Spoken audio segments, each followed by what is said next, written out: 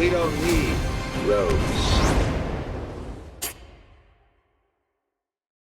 Mr. Diggs, an honor to see you again, sir. How are you? Jake, what's going on? You are an amazing actor. I don't know if anyone's ever told you that before, but my God, you're so good. Oh, I appreciate that. I'm going to jump into this because I got 1,000 questions for you. I remember when the pandemic first started, one of the things it seemed like everyone did was go rewatch Contagion and then sort of collectively comment like, oh my God, this movie was right about everything. So I'm curious, Yeah. is the worst thing that could possibly happen with this series that years from now we watch it and say, oh my God, they were right about everything? Well, I think a big part of Scott's mission is just like what this. All he's doing is being like, this is already all of the science for this is here. Like we were already all you need to do is look at it. It's here. This is already so. Here is one not illogical. This is a logical extension of how this could go. Right? We're already living in it, and so. But we also we have agency. We are people with agency. And so it's like we don't have to, yeah, again, and I think similarly to how he felt about Contagion, like this is, the building blocks are here. So yeah, that would be a horrible outcome, but it's not one that we can't change. You know what I'm saying?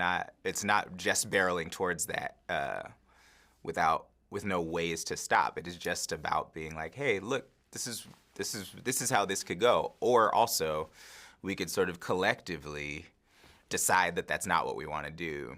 But I think it is sort of one of the reasons you got so many kind of like big name people to attach themselves to this is because like as much as we all are trying to learn and do things individually, the choices to live this way are going to be global. Like we have to sort of all come together to decide that we don't want to do this. Policies have to change. A whole lot of stuff that is really slow moving and really difficult to enact has to happen.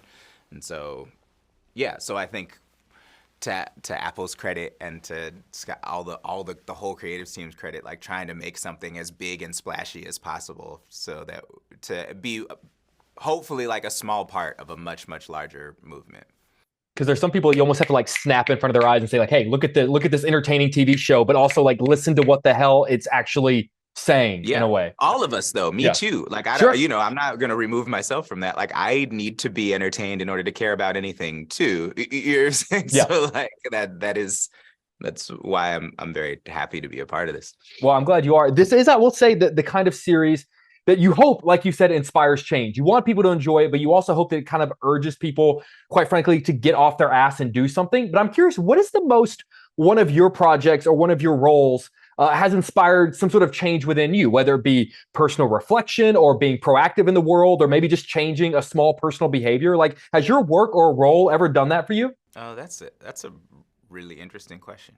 And I don't know so much about the roles in particular, but like situationally with things that come along with it, right? So like working on this set and this set being super concerned with like making sure everything around, if we were using disposable stuff, it's biodegradable, or all of these things that were sort of came more into focus on this project because of the nature of the project than other shows I have been on. I get to take that with me the next time I'm trying to produce something and be like, hey, actually this thing is possible. We just did it over here.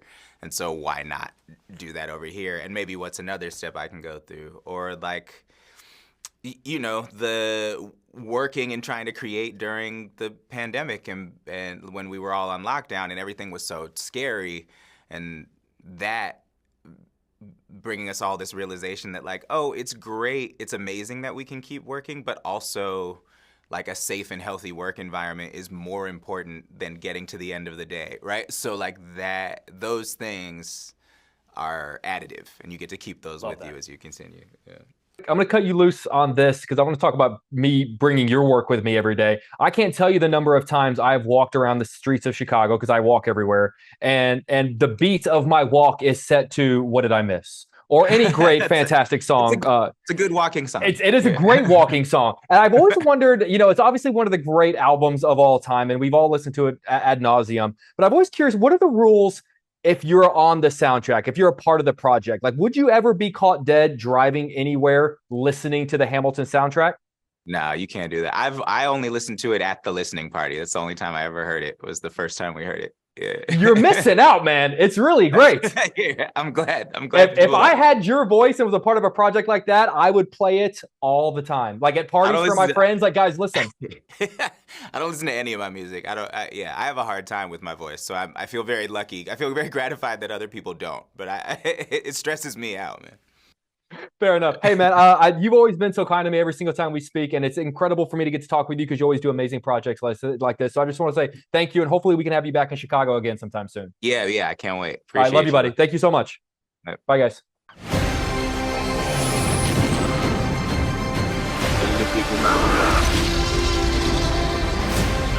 Where we're going, we don't need roads.